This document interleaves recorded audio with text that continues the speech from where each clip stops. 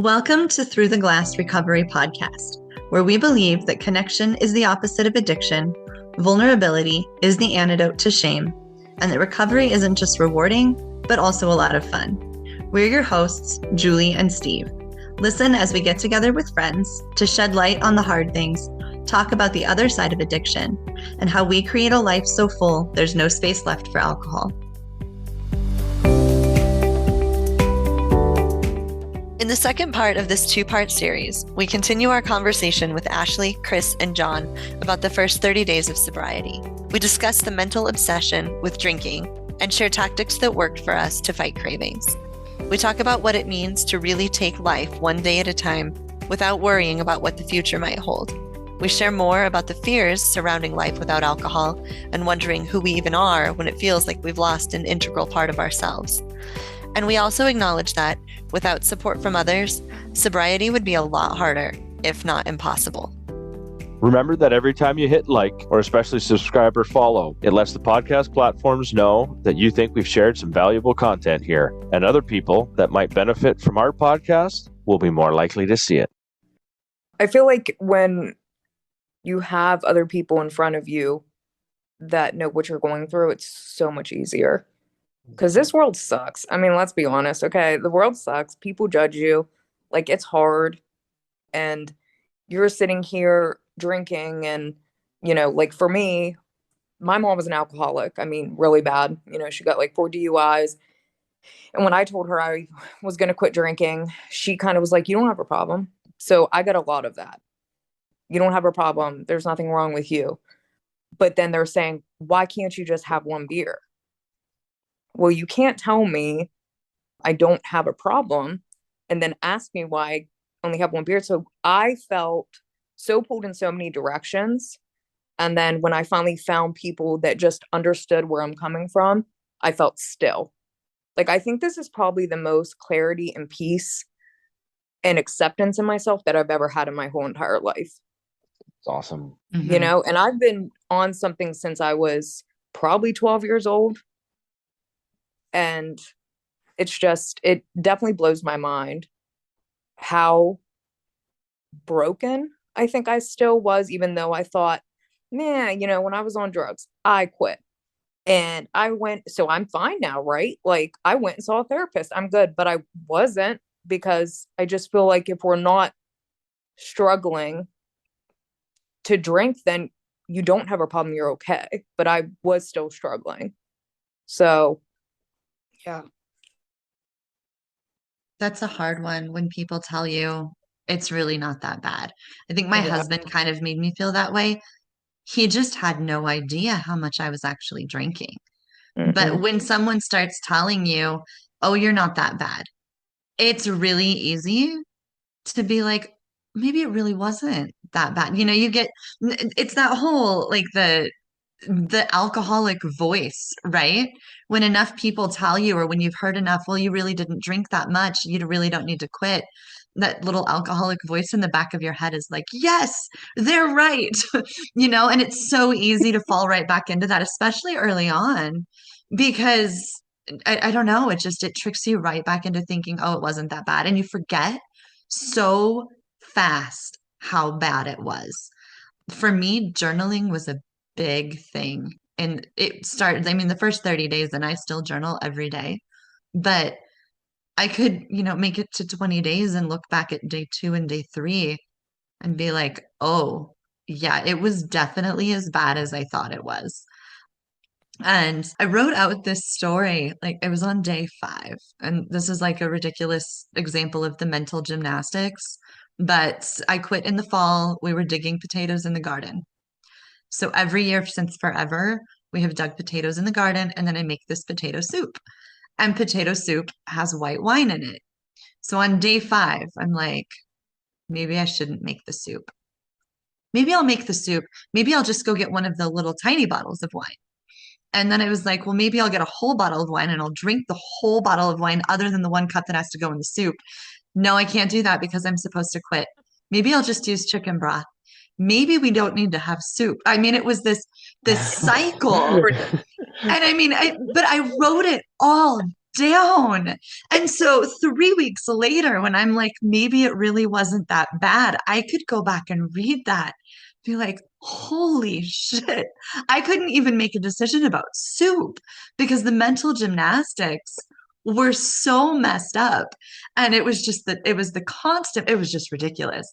And I'm really glad that I took the time to just write that stuff down so that I could go back and look at it. I mean, I could look at it 10 minutes after I wrote it and be like, girl, you have a problem. Your mind just spins. Like how I said, the clarity, like when you're going through that, your mind is constantly always racing, like always. And that's the thing. Like in the first 30 days, that's all I thought about was drinking. Like now, yeah, I will occasionally, but I mean, every minute of every day I was thinking, I'm never going to be able to drink again. I want to drink. I'm never going to be able to drink again, over and over and over. And it was just, it's exhausting.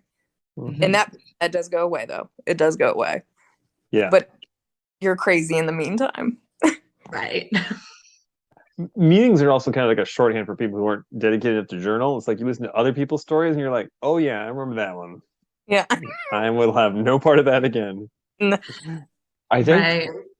going to the meetings, I think we all went to meetings really early in our first 30 days, and it became a part of our first 30 days. For sure. It was that feeling of you're not alone. Really, you go to a meeting, and at least when I went to a meeting and I start listening to other people, and I'm like, Jesus, I'm not near as different as I thought I was. I'm not near as broken as I thought I was. There's actually a whole bunch of people that have experienced and are experiencing the exact same thing that I'm experiencing right now in their own form, in their own way, and somehow. And Jesus, wow, okay, they can actually help me through this because they've done it. Like, that's pretty awesome. This sucks right now, but they've done it. That's okay. So, that one day at a time, the 1 minute at a time, like you said, Kris, is like as cliche as it gets, but it is so true. It is so true. And when somebody tells you like it will pass, like the craving will pass, it in that moment it sits there and it gnaws at you, and it's tight, and everything's uncomfortable as hell, right? Your body's uncomfortable, your mind is racing, everything is just like, I want this now. And 20 minutes, half an hour later, it's not there anymore. Or ask for help. That was like one of the best lessons that, for me, driving, because I was so scared of it, I literally I had somebody on the phone almost all the time when I was alone in the truck for the first 30 days, almost every day, to work and back. Like I was lucky to have a friend that was always there. Yeah. I think that's where I messed up, like on my resets and stuff, because I didn't reach out when I felt, you know, like if someone was telling me, you don't have a problem, have one beer, or I'm having that craving, I wouldn't just like text someone or call. I would just like, you know what, you're right, I don't. And then I'd wake up the next morning because I drank the whole day and night and blacked out and was like, oh yeah, I do. Okay, yeah, I shouldn't have been drinking. So if I would have just listened, and maybe reached out like everyone told me to, I think it would have went a lot better than, talking to Steve for the whole night and me being completely blacked out drunk. And then I had to tell you in the morning. So that was a good time. That was pretty awesome, though. Like not a good joke. I mean, just the courage you had that next day to say, hey, I drank. Yeah, I was like, I need to take a shower, but I was completely blacked out last night. I will talk to you when I get out because I have to wrap my head around some things. I think too, going back to the meetings, because we all keep talking about going to meetings. For me, sometimes that was just a way to fill the time. One of the hardest things about the first 30 days, or even 60 or 90 days, it's like It went from never feeling like I had enough time to do anything to feeling like there were 143 hours in every day. And like I could get to 4 o'clock and then the time, like the clock just slowed down Mhm. and it crawled until it was a reasonable hour to try to go to bed. And meetings helped fill that time for sure. And I think also that's when I realized I need some hobbies because I didn't know what to do with that time. And I mean, I ended up knitting and sewing and playing piano, and I learned so many different things. But I think that's a really important part of the early days is what you're gonna have more time than you know what to do with. If you're not busy, all you're gonna do is sit there and think about the fact that you can't have a drink. Like that was like the number one way I spent my time the first time I quit drinking was just sitting around for like 5 or 6 hours every night thinking about the fact that I wasn't drinking. Yeah, And the that second sucks. round, it does suck. I mean, it does. Like it slows time down and it's miserable and it just makes you angry. And so the second time I quit, I had stuff lined up. Like I made a list of all the things that I've always wanted to learn how to do. And I started learning how to do them. I mean, yeah, there were all kinds of things. I think that's really just an important, it's a little thing. Like it's not this big, huge mental thing that we have to wrap our heads around like a lot of early sobriety is. It's just the logistical find something to do and know ahead of time what that's going to be. Because when 4 or 5 o'clock rolls around, that voice in your head is going to be like, you don't have anything to do. We should go drink. So having a plan is really important. I'll point out that I think at least in the first 30 days for me, my experience was like I didn't know what my hobbies were going to be, and I don't think like knowing them or being prepared for them is. But the first 30 days are really just the key is knowing that you have to go find them. Try a couple things out. Be bad at stuff. You know, it's okay. The first 30 days are just like figure out what your future might hold for hobbies. What I do now in my spare time is miles away from a year ago when I was first starting off. But it was okay just to have something there that filled the space. I think the meetings for me, I got them less of space for, but I might have been unashamed about going to bed at like 6:30. So that's how I made it work. But you people have been talking about like being told there's not that bad a problem, and I never had people tell me it's a problem. And even when I would try to explain to other people, I had that too. Meetings were a place where I actually found someone who would say like, "Yeah, you're kind of a mess too, like, but welcome to the club." And I know there's a lot of debate about labels and whether we call ourselves alcoholics or not. And for me, I do. But there's actually a lot of freedom about coming to a meeting and be able to use that word and be like, oh, thank God. I know what my problem is now. Mm-hmm. Someone has told me. They all smile and nod when I say yes. And they're like, yep, that's right. You are. It's like, phew, now it makes sense. This whole path that I've left behind me of like chaos and confusion and unhappiness. And mine's not super destructive, but just miserable. And to look back and be like, oh, now I understand a little better what all this is all about. And now when I go forward, not just that I have the support or that I have the memory of the past, but I have some rational basis for like, why do I still quit? It's like, because I look back, all that unhappiness for all those years, it's not that alcohol was the only thing that made me unhappy. There's other stress too, but it sure fueled a lot of it. And didn't fix any of my problems. So I think a place to just feel like the both at the same time labeled but loved with it, because I think that's something we rarely get out in the world, is to be like both you're an alcoholic and it's okay. That those rarely go together outside of a meeting. But to have that, you're like, oh, I got it made. Yeah. That acceptance is beautiful, isn't it? Without the denial that there's a problem, right? Because there's some Right. people like, oh, you're fine, and they're like, no, like now I don't feel heard. Yeah. Right. Yeah. It's you come to a meeting and you're like, yeah, I have a problem, and everyone's like, yeah, me too. Come here, I'll give you a hug, right? Welcome to the club. Yeah, me too.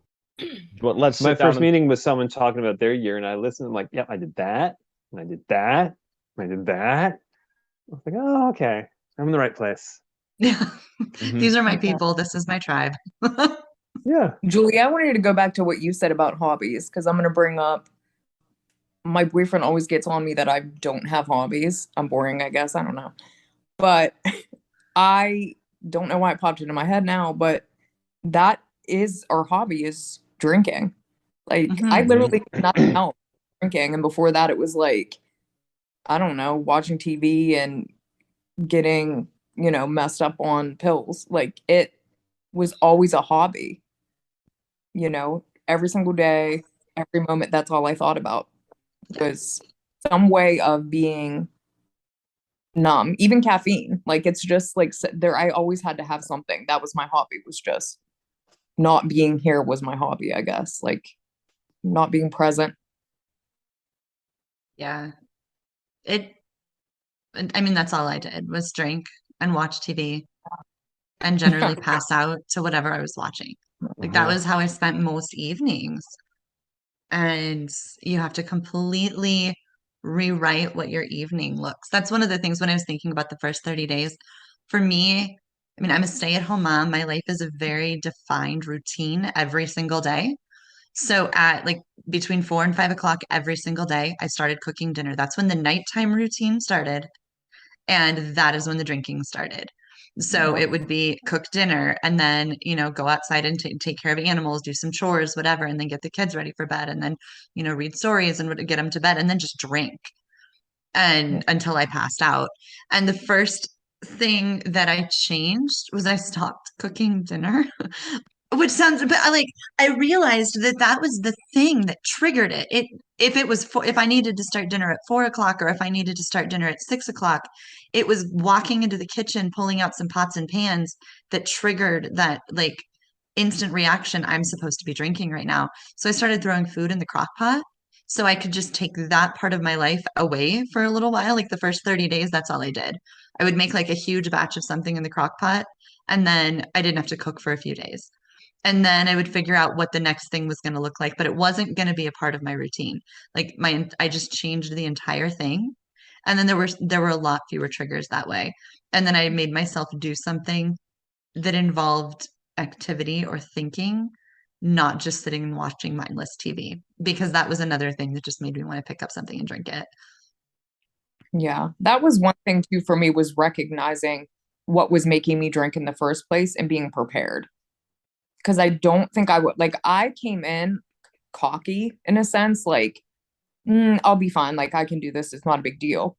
And it was a big deal, obviously, because I wasn't ready for this triggers that were making me drink. And that would just make me fall off every time because I was like, well, I'm not gonna do this. I'm not gonna reach out to anyone. I'm gonna go here still, even though I know if I go here, I'm gonna drink, but once I recognized that, it helped so much. Yeah, changing routine was a big deal for me, and it was evening for me as well. And watching, after dinner, watching television. I was a wine girl, so I want to have, start the wine with the dinner, and then just continue on. So I had to have so many beverages in the house, non-alcoholic beverages. I mean, I have like all the different sparkling waters, all, I love kombucha. I have iced tea, all the different kinds of like herbal tea, like hot, cold, whatever. I feel like I constantly have a beverage in my hand, And so now, even if I am watching television, I've got that I'm drinking. Eating ice cream. I love to eat ice cream now at night.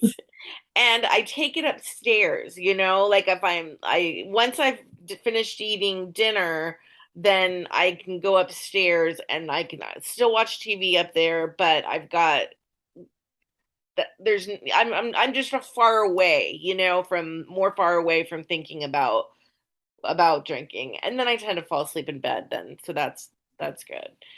the other thing I was going to say is the one thing I found in past times where I've tried to drink, I mean, tried to stop drinking and it didn't last was right around 30 days. I feel so good that I decide I'm fine. I can moderate. I'm fine. I can now I know I need to just drink, one or two glasses of wine and stop there. And then I would do that and fail and do that and fail and then say it again and do it again. So I just, that's one thing I have to really like take in deeply is that the answer is no drinks for me. Some people can moderate. That is not my path. So that is a lot of acceptance, and it still is. And I can't say at this point that it still doesn't come to my mind that I'm like, yeah, I could probably do that. And then I'm just like, no, you can't do that, Kris. Like, that you've tried this so many times. And the only reason you feel this great and are doing this good is because I'm not drinking. So I think it gets easier once that clicks too.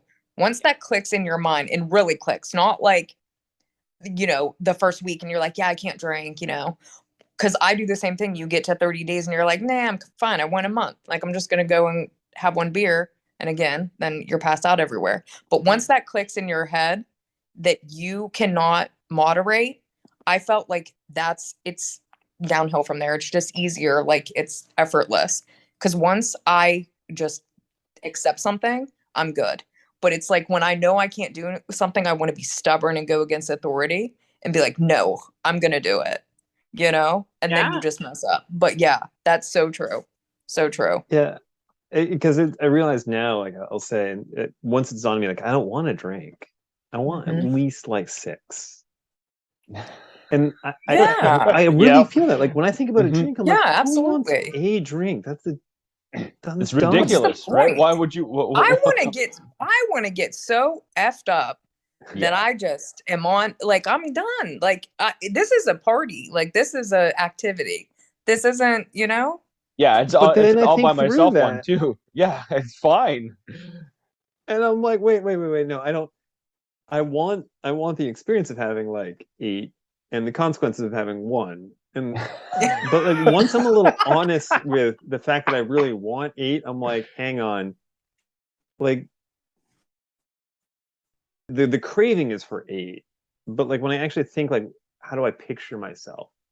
It's not someone who sits down and says it's like 8. So I'm like, wait, I don't really want to do that anymore. And that does make it easier, I think, because I know that like the picture in my head of like what I'm going to drink is not really what my body is craving. The two aren't matched up anymore. It's not interesting. That does get easier. Mm-hmm. It's craving just the release of like whatever is going on inside. Whatever. It wants oblivion. Exactly. That's what you're craving. Totally. Mm-hmm. That was something that I had to learn too. You're going to be uncomfortable. Things are going to happen. You're going to get really stressed out. You're going to get really angry. You're going to get really sad and depressed.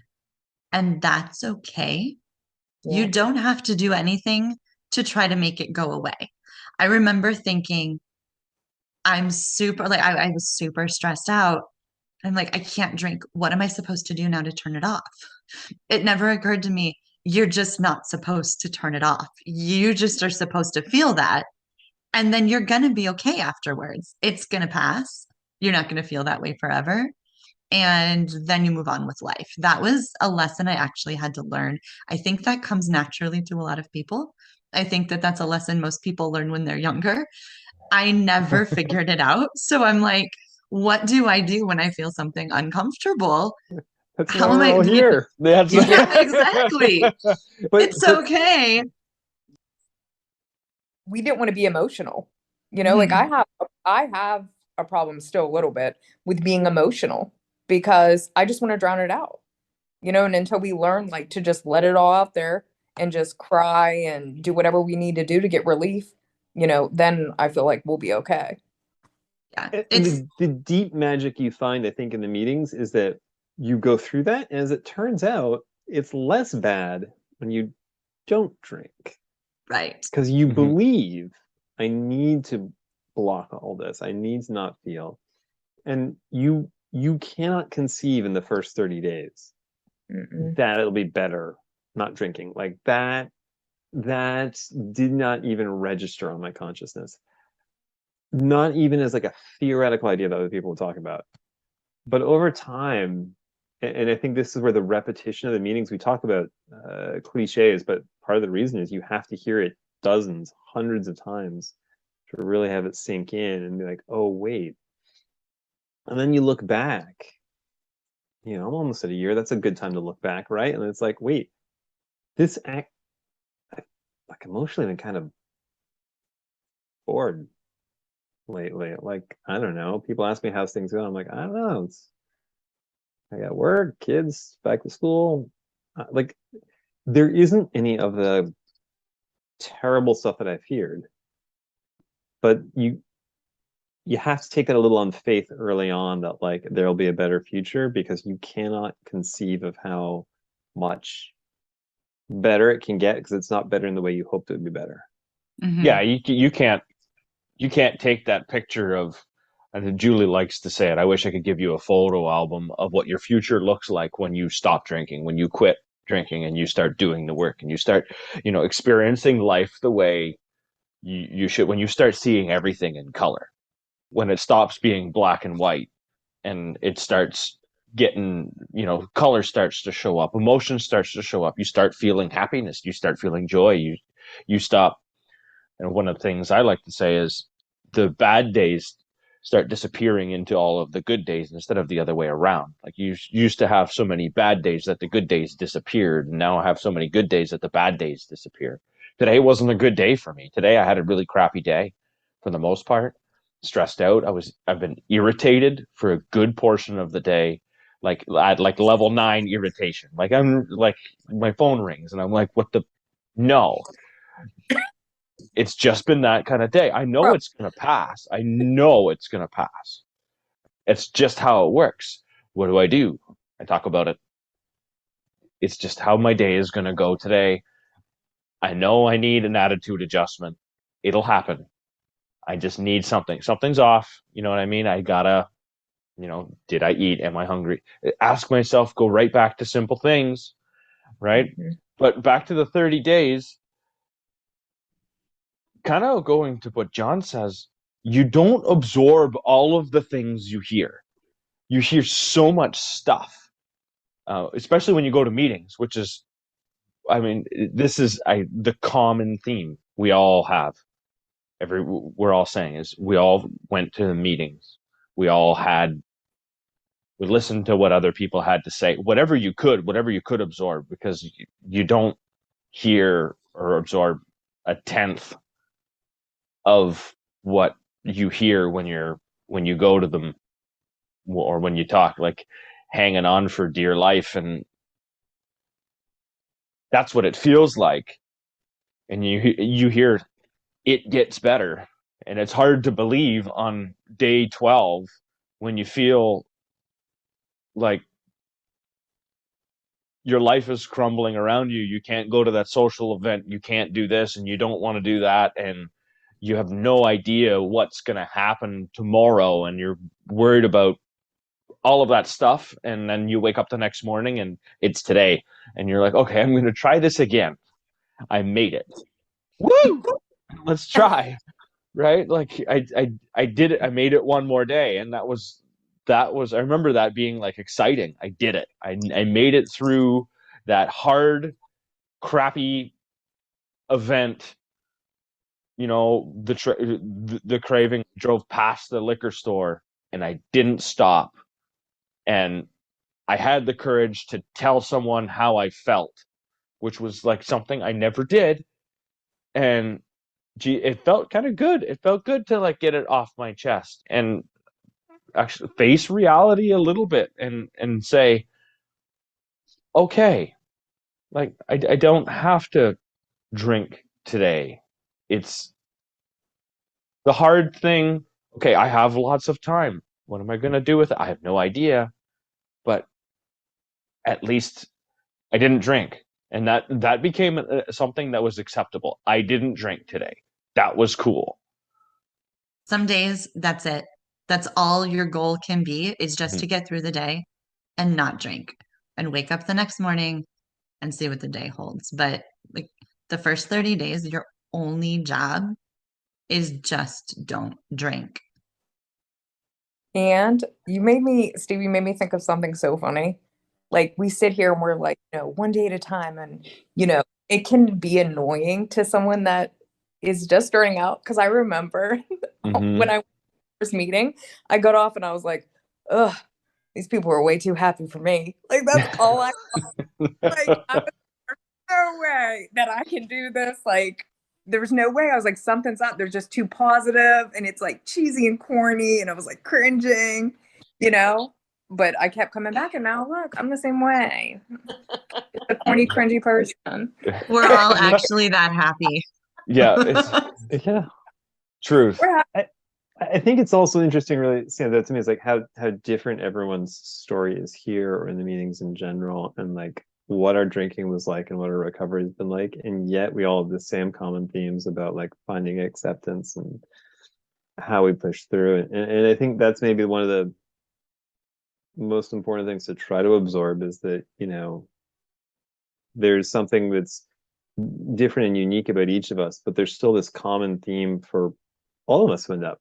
Like if you have to even think about going to a meeting, there's a common theme to all of like how we got here, and it's a little bit funny, but it's also kind of serious. Like we all got here because like we're not real good with like emotional processing and like managing decisions and stuff like that, and that's okay.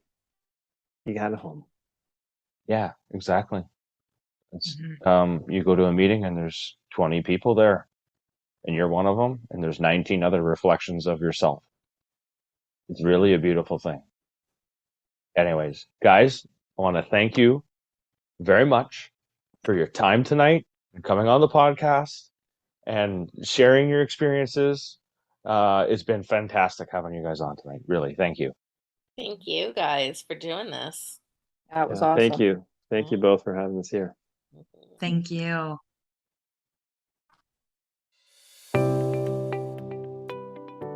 We'd also like to thank our listeners for sharing space with us.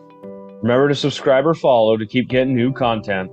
And if you have any comments or topic suggestions, email us at throughtheglassrecovery@gmail.com. We'll see you next time as we continue to explore life on the other side of alcohol.